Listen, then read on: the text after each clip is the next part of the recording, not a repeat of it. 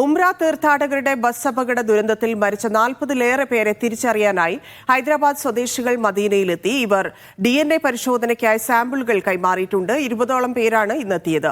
തെലങ്കാന സർക്കാരിന്റെ ചിലവിൽ തെലങ്കാന മന്ത്രിയും മുൻ ക്രിക്കറ്റ് താരവുമായ മുഹമ്മദ് അസ്റുദ്ദീനൊപ്പമാണ് ബന്ധുക്കൾ എത്തിയത്. വാർത്തകളുടെ വിശദാംശങ്ങൾ തരും അഫ്താബ് റഹ്മാൻ. അഫ്താബ്, എന്തൊക്കെ നടപടികളാണ് ഇതിൽ ആളുകളെ തിരിച്ചറിയാനുള്ള നടപടികൾ എന്തൊക്കെയാണ് ആരംഭിച്ചിരിക്കുന്നത്? എത്ര പേരാണ് അങ്ങോട്ട് എത്തിയിരിക്കുന്നത്?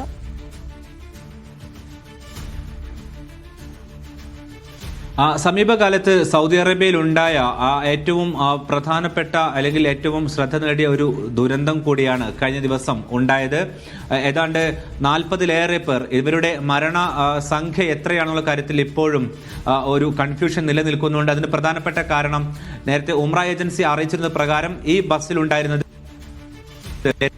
അതായത് ഉംറക്കാരായ 43 പേരും ഡ്രൈവറും അടക്കം 44 പേരാണ്.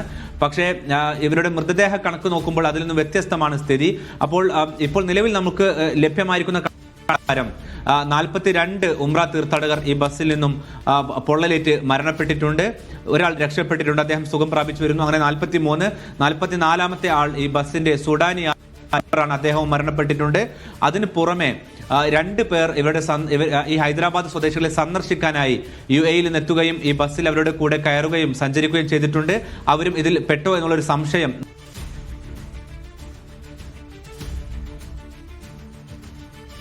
ഇപ്പോൾ 20ഓളം പേരാണ് മദീനയിൽ എത്തിയിരിക്കുന്നത്. മരിച്ചവരെ തിരിച്ചറിയാനാണ് ഇവരുടെ ബന്ധുക്കൾ മദീനയിലേക്ക് എത്തിയത്. അതിന്റെ നടപടികളാണ് നടക്കുന്നത്. അഫ്താബ് റഹ്മാനാണ് വിശദാംശങ്ങൾ നൽകിയത്.